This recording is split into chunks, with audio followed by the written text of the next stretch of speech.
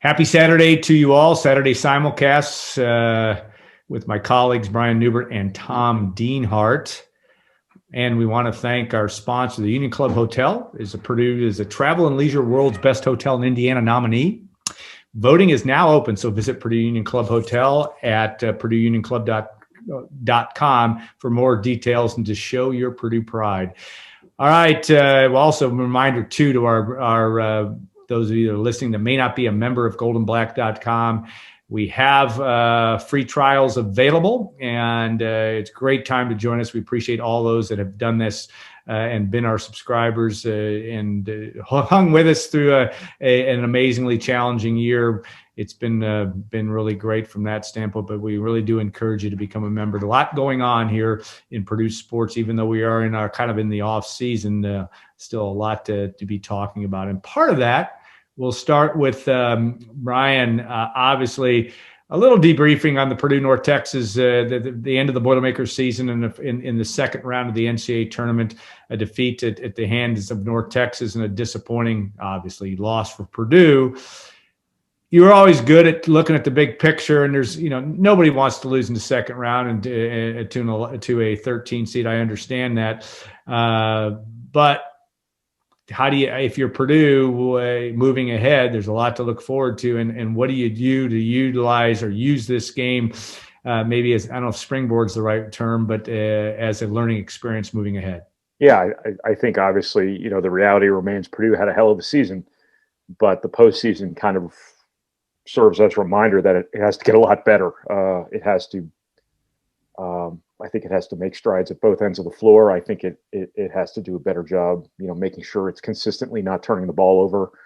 I think it still needs to continue growing up. And as good of a season as Purdue's had, or had this past year, I think that it's far from a finished product. So sometimes a game like this can, help a team learn how to win. And I think that's probably an important step in Purdue's development here.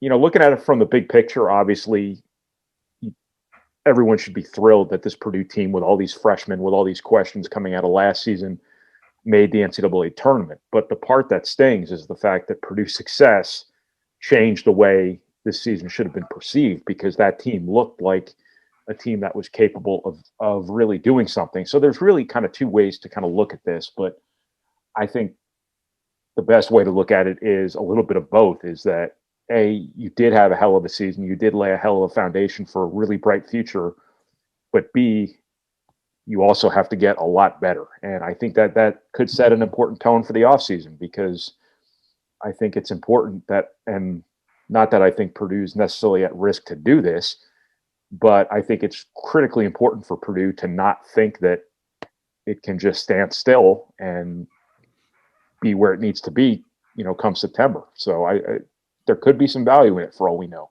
I know that that's a little consolation in the moment, but it could wind up being that way anyway. Yeah, we've already seen some, roster attrition, if you will, with Aaron Wheeler jumping in the portal. I think was not a surprise for any Purdue fan to see that move made. Brian, you've written some about speculating on the roster moving forward from here. The possible shopping in the portal by Purdue. Tell us what you're hearing and what you think Purdue could do. If you think they could have any additions of the portal variety coming in next year, in addition, of course, to those freshmen you've covered so thoroughly leading up to this point first, and obviously Kaufman. I think they'll dabble, but I think he'll be super cautious about team chemistry, as he always will be, but especially with this team where you have this team coming back almost entirely intact as of right now, and I don't anticipate that changing.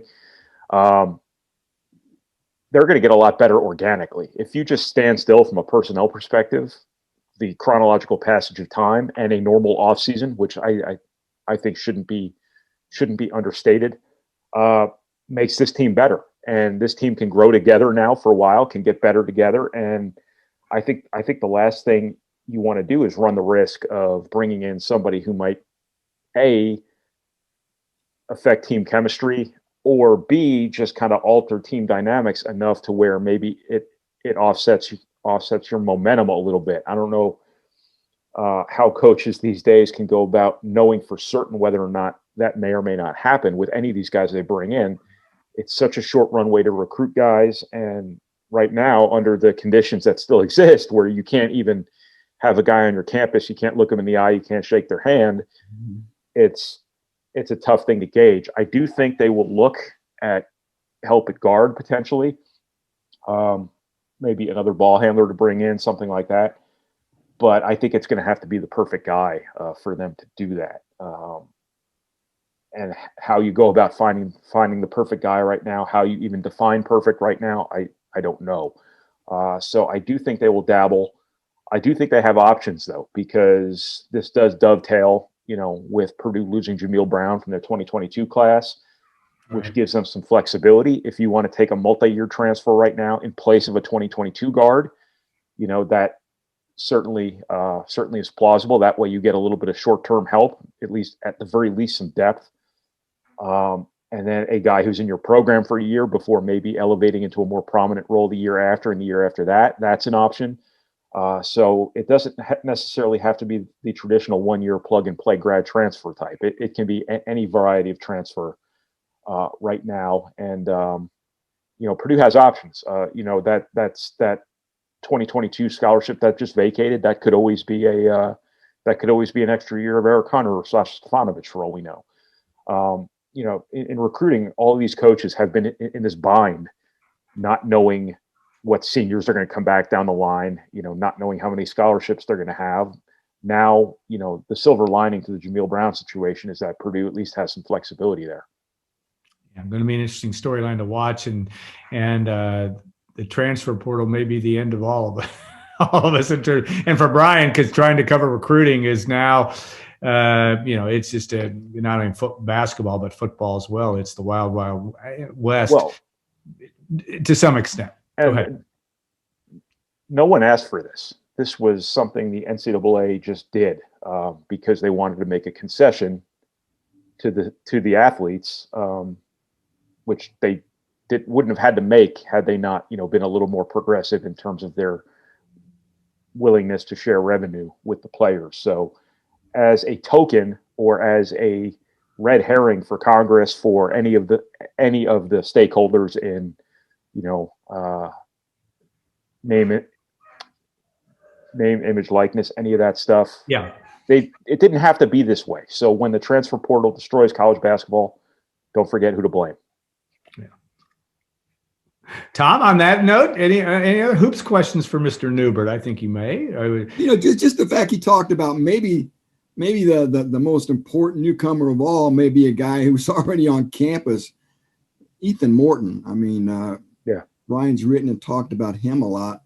Matt Painter has sort of gushed to a degree about Ethan Morton and his skills as a point guard. I mean, just if Brian could talk about, again, Ethan Morton and the necessity, I think, for him to maybe be as good as everybody thinks he can be, maybe to provide that program with just that playmaking point guard. Yeah, I don't know if that's necessarily how I would term it. I think people still traditionally view the point guard position as Chris Paul, that kind of thing. Yeah. Ethan Morton's not that guy. He's going to be a good, steady, heady, that rhymes, player, a really good passer, a really high IQ guy, much more of a half-court sort of point guard. I've always compared him a little bit, and this is going to sound counterintuitive, but I've compared him to PJ Thompson because I think he's going to be more of a game manager than a playmaker, and that's fine. I mean, that's what Purdue historically has had at point guard. But if you're looking at like somebody who's going to transform you with quickness, transform you with athleticism, be a lockdown defender at the point, I don't think that's necessarily what you're getting in Ethan Morton. I think you're going to get a guy with a ton of offensive value, simply with his mind, simply with his passing ability, things like that. That could really matter for Purdue next year because they can still get a lot better offensively. They can still get better with their decision making, all of that stuff. Ethan Morton basically got a redshirt year without redshirting, which is I'm sure there's some kind of value in.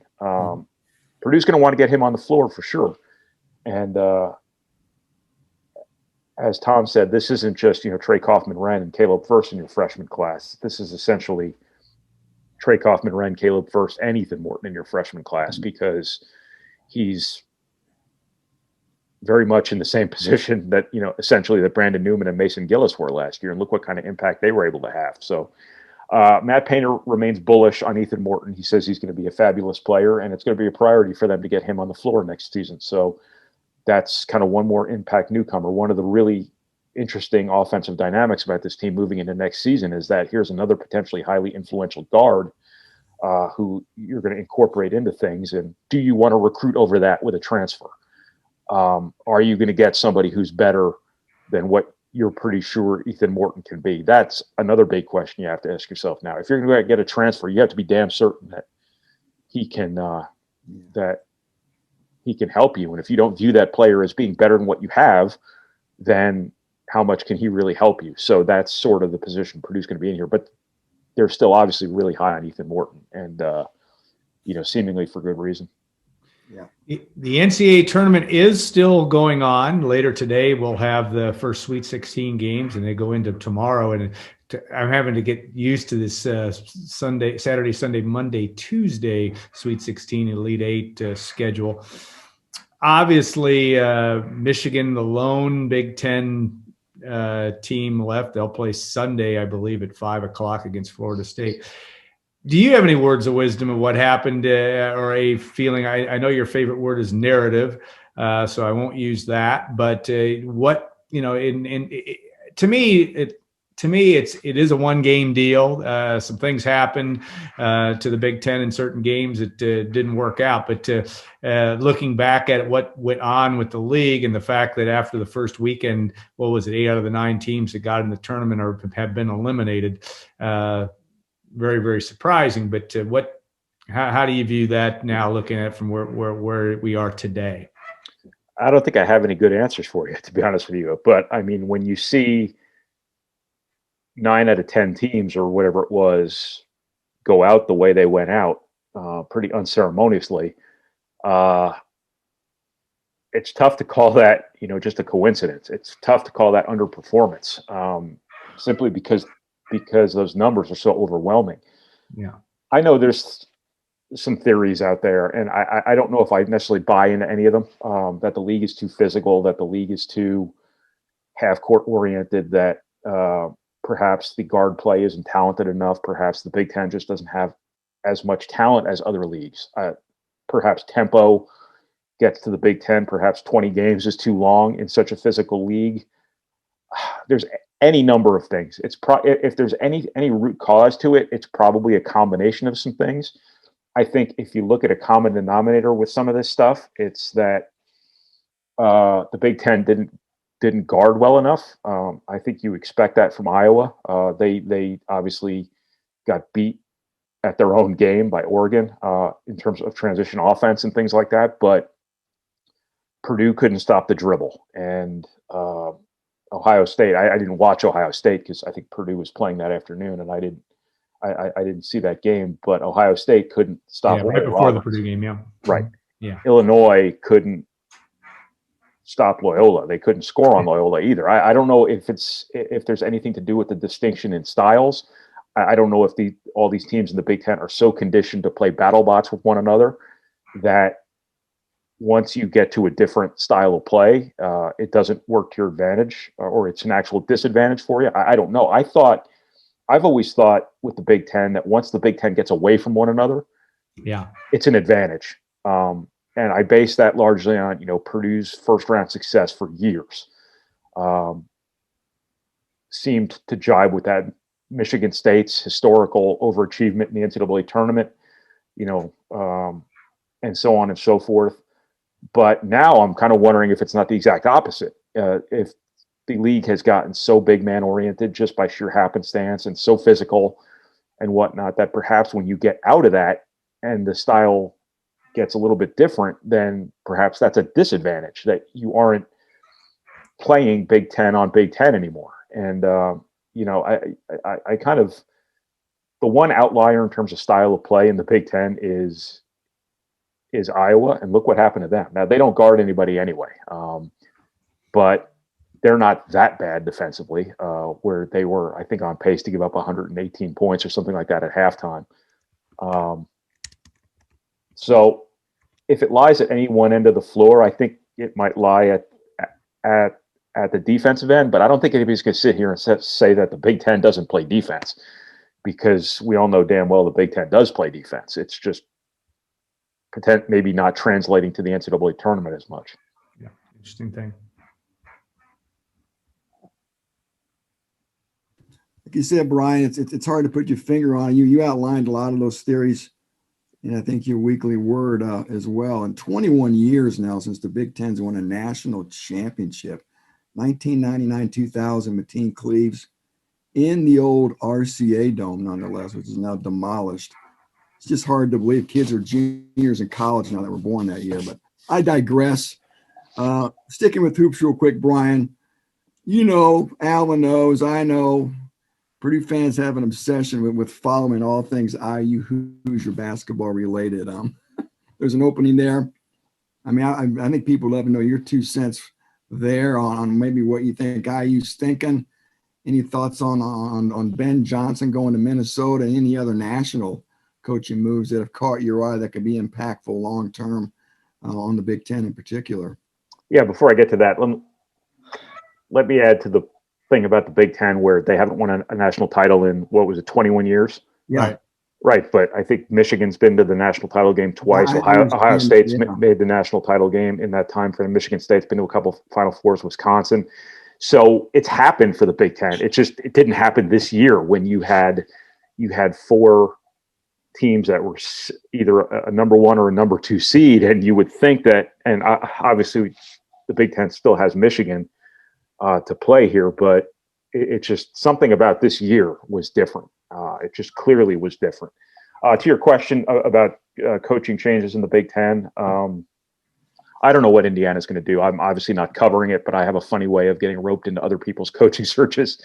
I actually did hear that Thad Matta information that was reported independently of what was reported before it was reported. I do think there's some truth to that in terms of them targeting Thad Matta and Thad Matta either having to withdraw, or I believe Thad Matta withdrew. This withdrew. Sorry, Okay. I lost my ability to properly. That'd be something I would say. Withdrawn.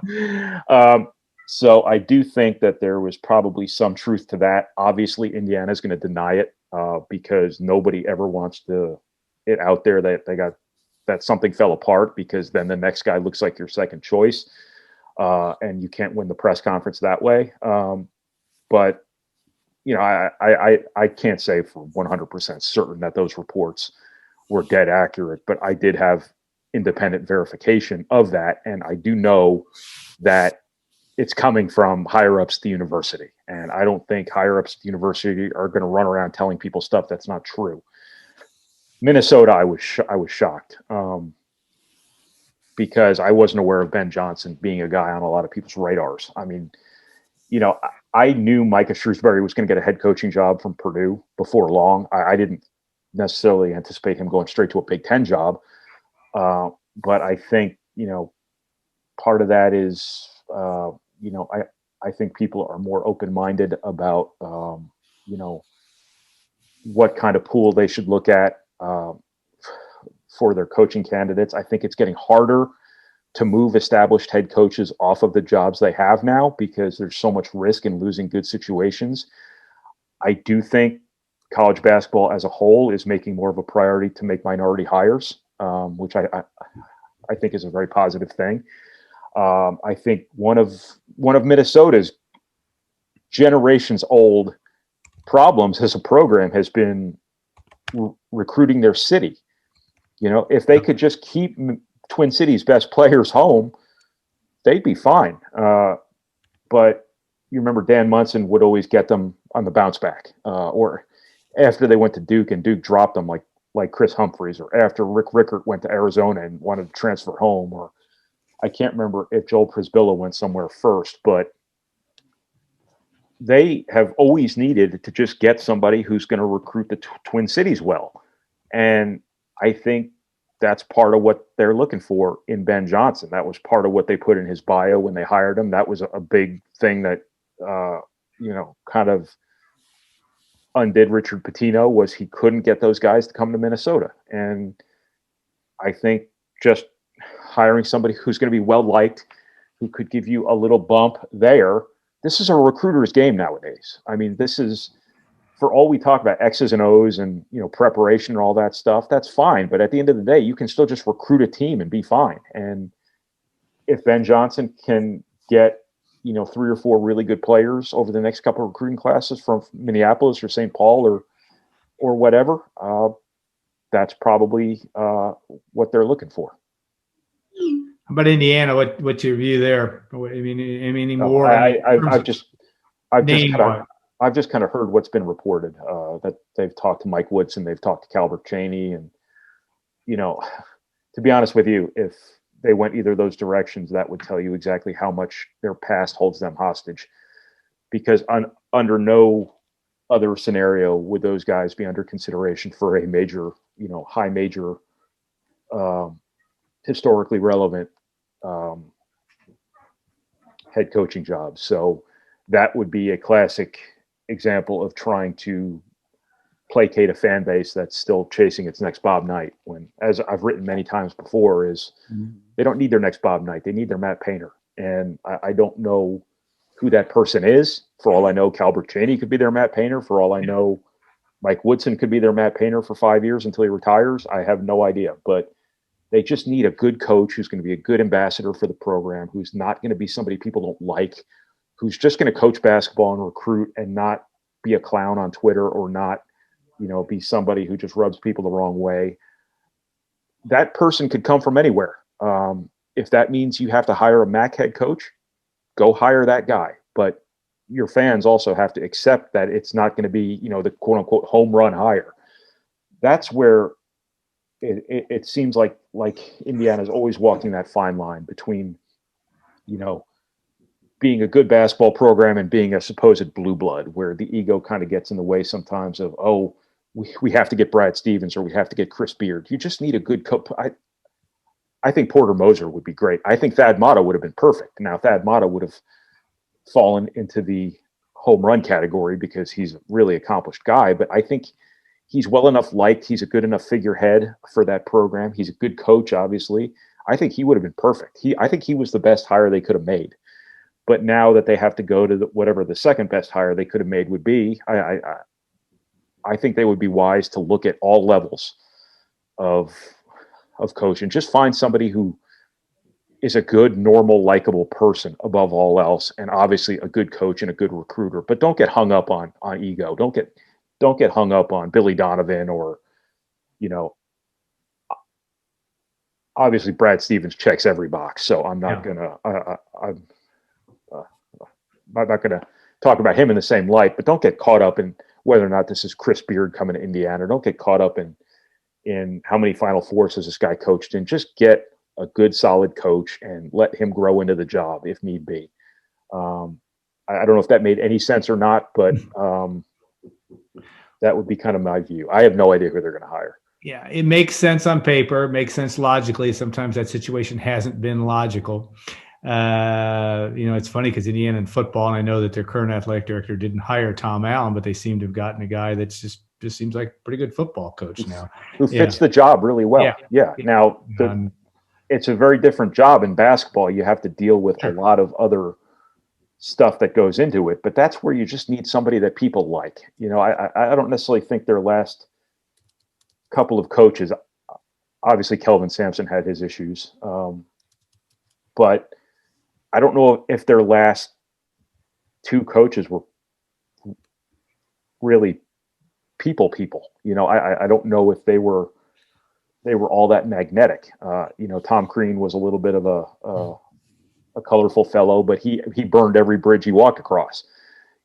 I don't think Archie Miller was necessarily somebody that people warmed up to, who necessarily had that magnetism about him that, is such a big deal in recruiting. I think that's That's a big part of it. The guy I thought would have been perfect years ago was Chris Holtmann.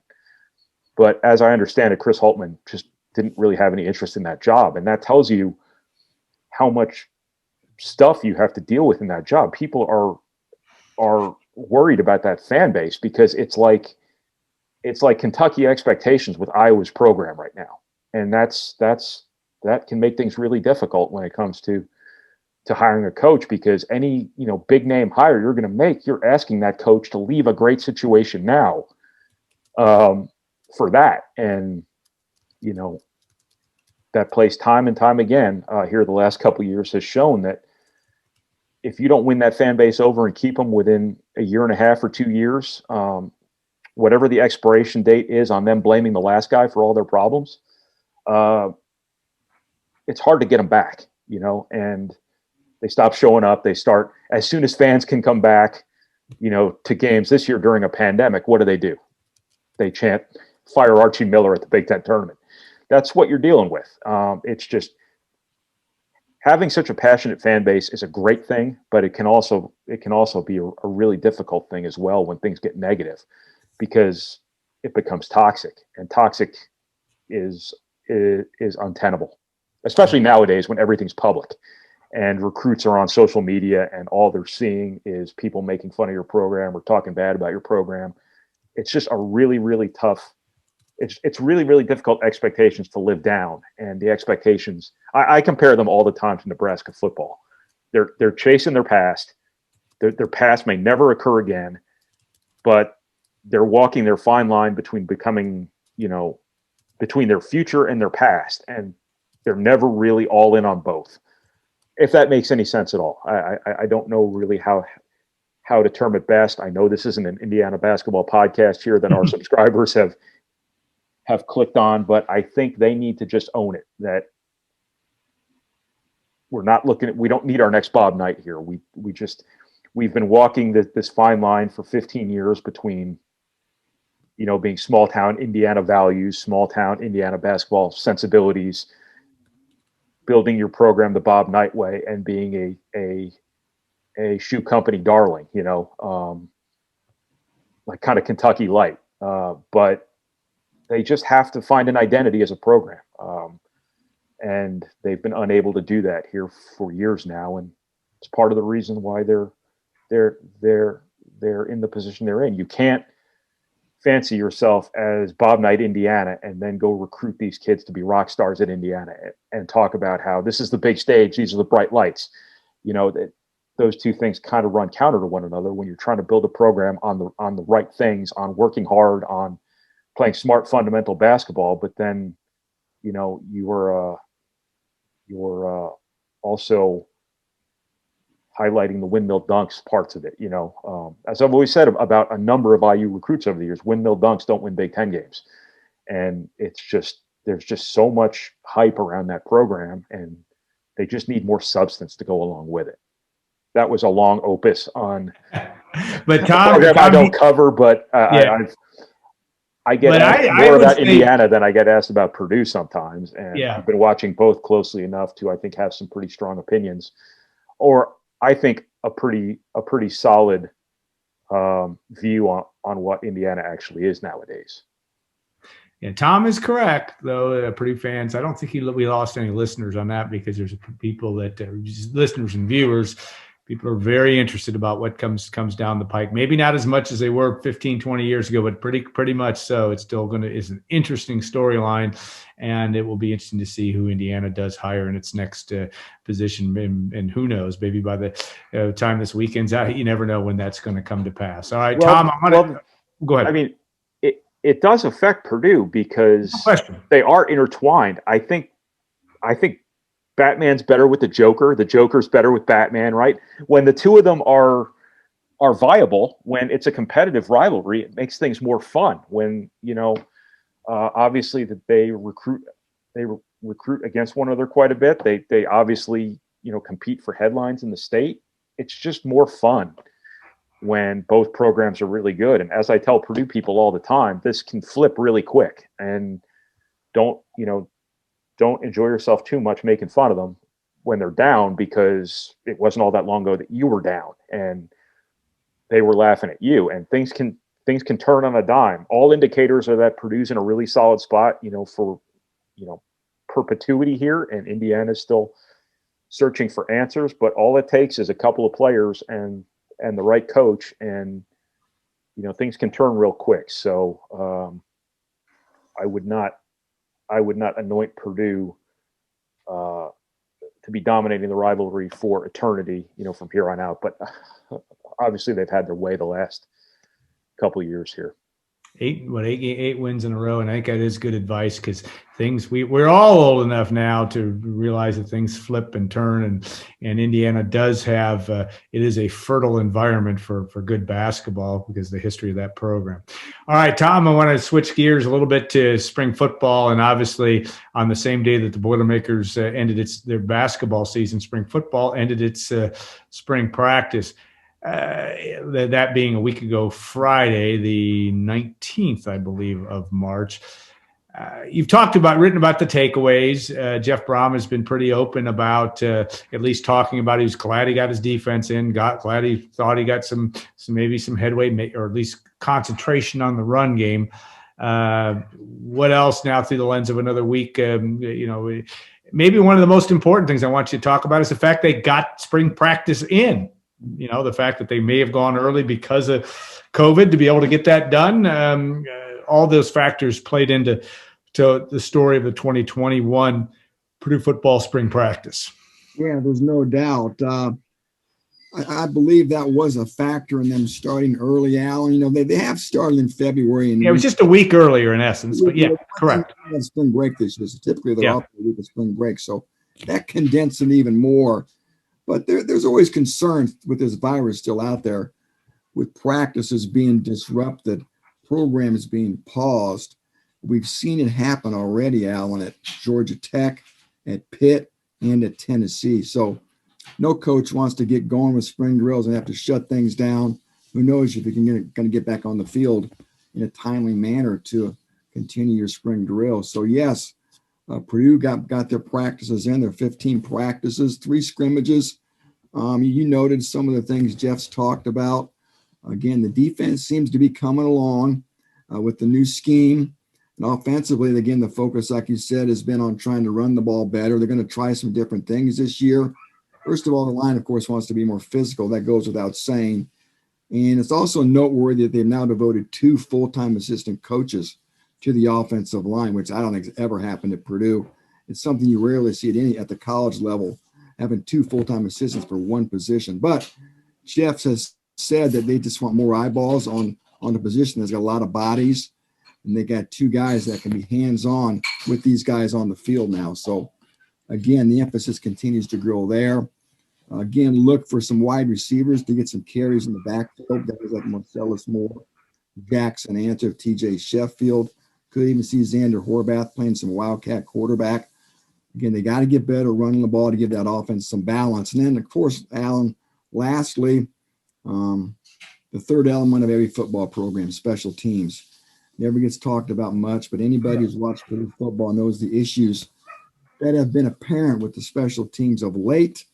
Again, I think the return game will be fine. Sheffield shows a lot of potential in the return game. But, Alan, who's going to punt?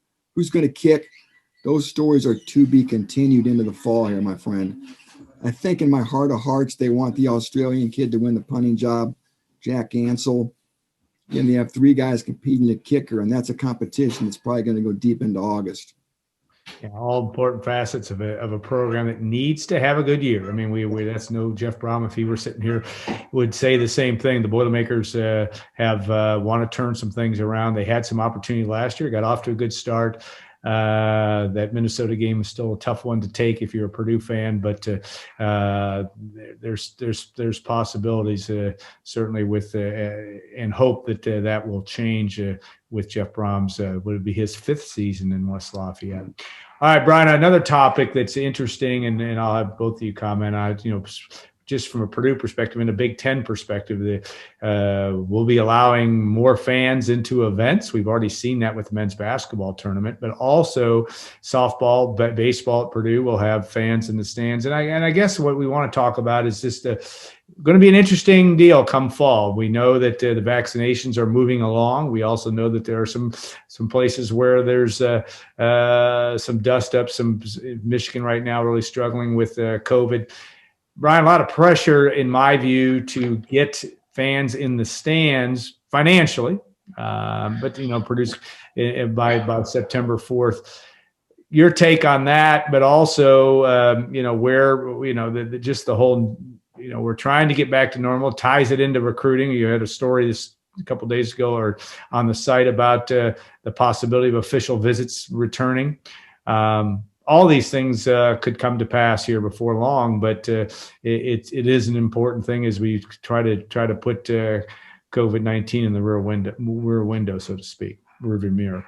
Yeah, I think the most important part of this is that everything that perhaps not necessarily front facing, get back to normal in terms of players' ability to work out in the off season without, significant, I guess, logistical hassles. Yeah. Teams get to be together in the off season the way they, weren't always last summer and last spring. I think that stuff's important for teams, obviously. It's important for the basketball team to be able to play basketball together, and that didn't happen last spring and summer. I think recruiting obviously is, the class of 2021 in football recruiting, and to a lesser extent, the class of 2021 in basketball recruiting. And I say to a lesser extent because those guys got to make junior year official visits before the pandemic hit. Those guys got screwed. I mean, that was their whole recruiting experience. I mean, look at what happened to Yanni Karloftis. The kid just wanted to take some visits to other places. Never got to do anything. If that can get back to normal and, coaches can get back to evaluating and kids can get back to visiting, I think that would obviously be one of the first steps toward, the college sports machine getting back to normal. I think in terms of getting people in the crowd, in the stands, I don't see any reason why, with vaccinations going the way they're going, I don't see any reason to believe they can't be at a pretty meaningful percentage by fall, if not full capacity. I have no idea. I doubt full capacity at this point, but I can't say I have great reason to doubt it. That's a long way away. By and large, vaccinations seem to be going pretty well. Another big question will be, are people ready for that? Sort of, obviously there's going to be a large percentage of the population that just wants out the door as quickly as possible. They want to get back to everything they did before. And that's obviously fine, but there's going to be a percentage of the population too that's might be a little weird about crowds and, things like that. Or also might have just realized, hey man, I watch college football at home every Saturday this past year, and I saved $10,000 for the season, and it was comfortable. I have a really big, really nice TV, and hey, that worked out pretty well. And just might not want to come back quite yet. That doesn't mean they won't in time, but they aren't necessarily running to come back right away. I think that could be a conceivable problem for college football and college athletic departments in general. But I think that the capacity issue, in some small way, could almost take care of itself in that regard, in that demand might not quite be capacity right away. But I don't see any reason why, stadiums as of right now, and we've been talking in hypotheticals about this for, 13 months now. I don't see any reason why the way things are going right now, come September 1st, whatever it might be, there won't be 50 to 75 to even north of that, capacity allowances. Obviously, that would be enormous for the college programs themselves. It would be enormous for the communities, because I assume restaurants, will reap the benefits from that, and hotels will reap the benefits from that as well. And that's kind of the part we don't talk about as much either, is that how much communities suffer because of football being what football was this past season. Yeah, a huge factor, certainly. And Tom, the economic impact is huge. And there's clear that these athletic departments, Purdue, it's, I don't know, in the $20 million range in terms of terms of funding that comes from football revenue. I'm not talking media revenue now, just talking that. And of course, about 10 million or so in the ballpark figure for men's basketball in Mackey Arena. And that's going to be interesting. And of course, Tom, Nebraska is talking about having, not surprisingly, because it's Nebraska, having a very large crowd for their spring game, which may not happen. I don't think their spring game is going to happen till the end of April, right? It's still got some time, but so you'll have some test cases on some of this stuff. Going to be an interesting thing to watch that all transpire. Yeah, I think these people are going to come out in droves.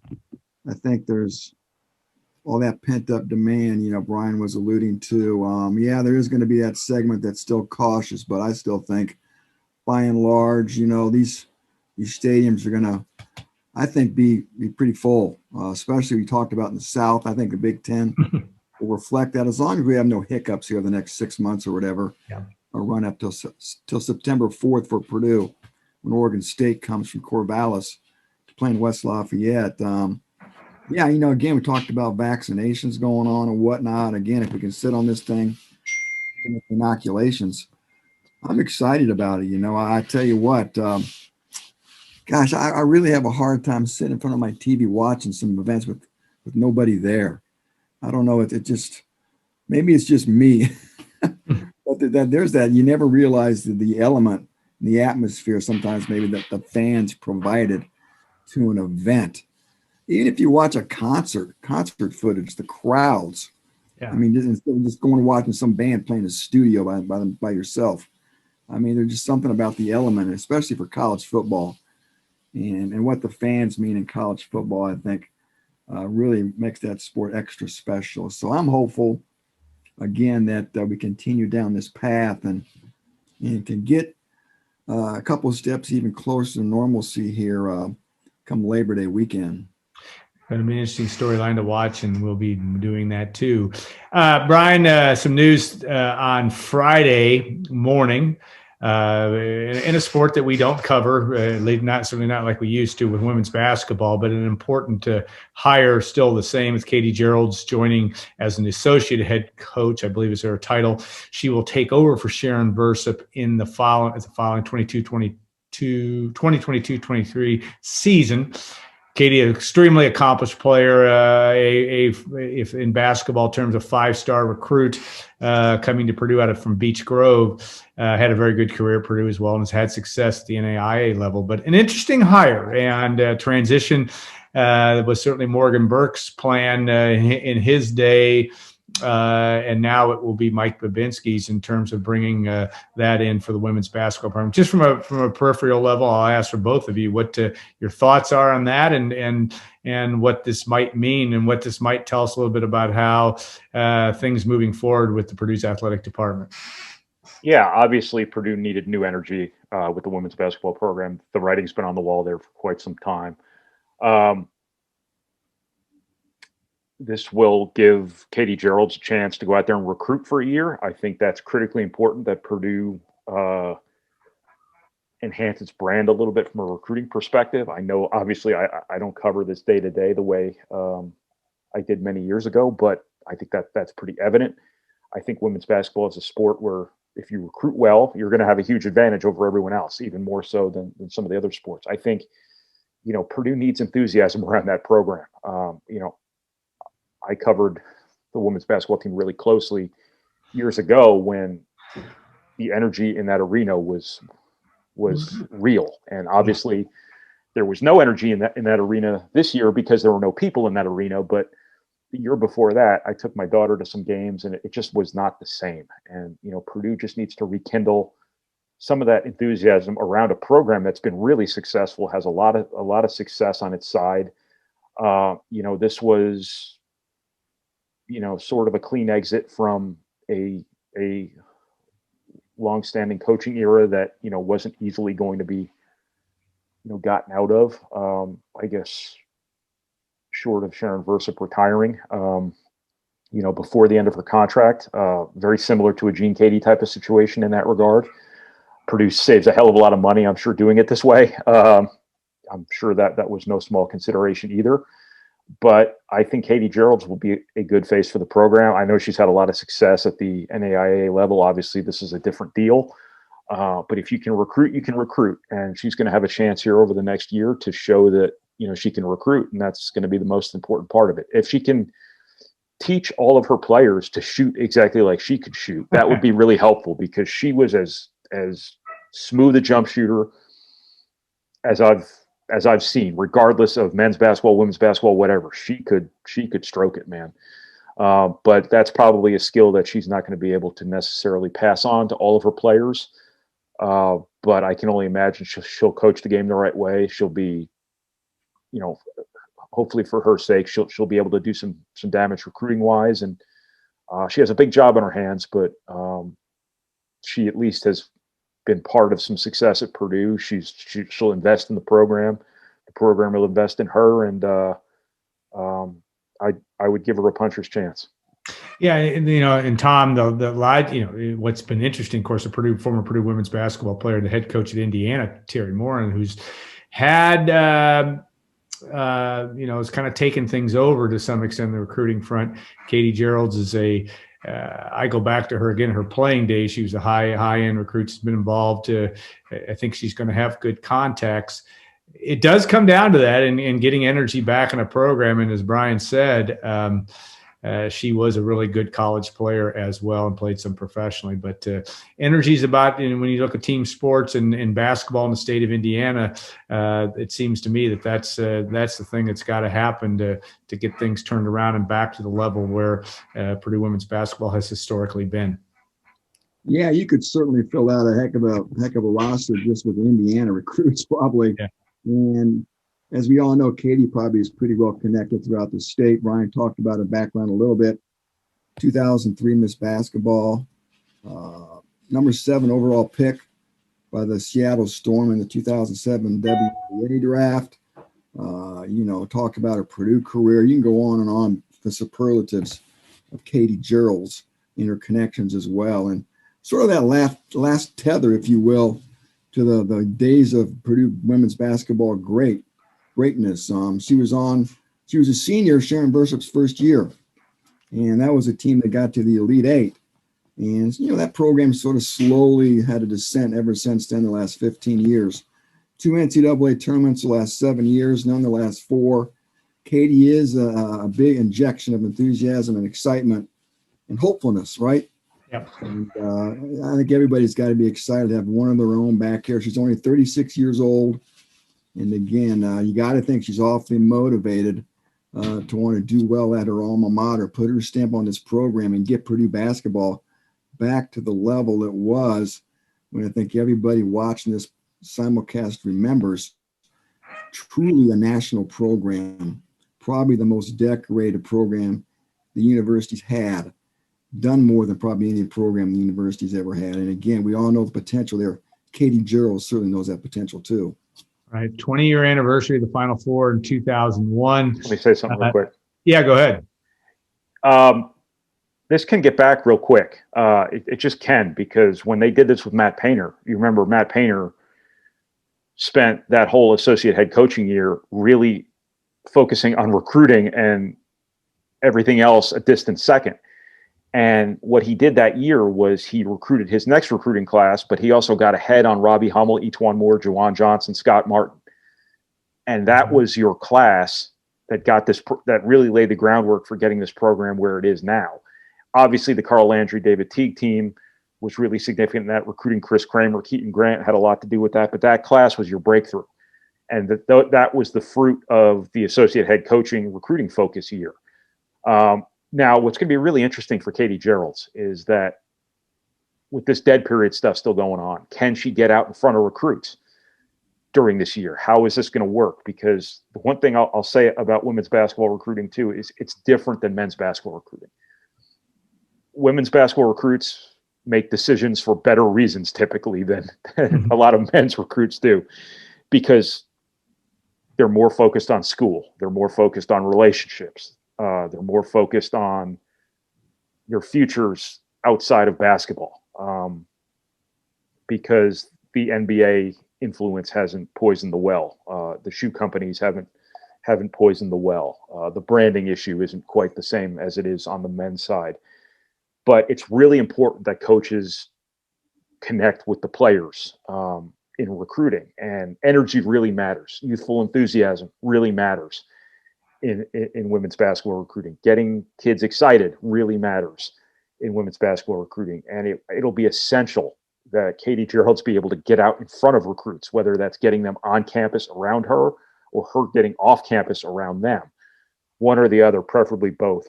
But if you're going to get the full value out of this associate head coach recruiting opportunity the way Matt Painter did years ago, it's going to have to happen in person. It's not going to be the same if it's over Zoom or it's just over the phone or whatever. So that's going to be a real important element to this that's totally outside of Purdue's control here. Yeah, going to be a storyline because they, again, a program has been there historically. You've got Notre Dame, who's been where Notre Dame is, and though they didn't have as good a year in Ivy's first year, but you expect them to be back. Indiana has become really, really strong in the league as well. That will conclude today. A lot of discussion today, a lot of different topics that we hit on for our Saturday simulcast. There'll be more storylines as we continue this process as well. Want to thank the Union Club Hotel at Purdue, and it's a Travel and Leisure World's Best Hotel in Indiana nominee. Voting is now open, so visit PurdueUnionClubHotel.com and cast your vote. And we appreciate them, and also remind you that you can not only you can advertise with us. That's one good thing, but you can also become a subscriber, member of GoldenBlack.com. We have free trials available. Highly encourage you to do so. So have a great rest of the weekend, everybody, or whenever you listen to this or watch this simulcast. But we'll look forward to more next week as we continue to tell the story of Purdue sports as we see it. So have a great weekend, Tom and Brian. Thanks again, and we'll look forward to next week in our next simulcast.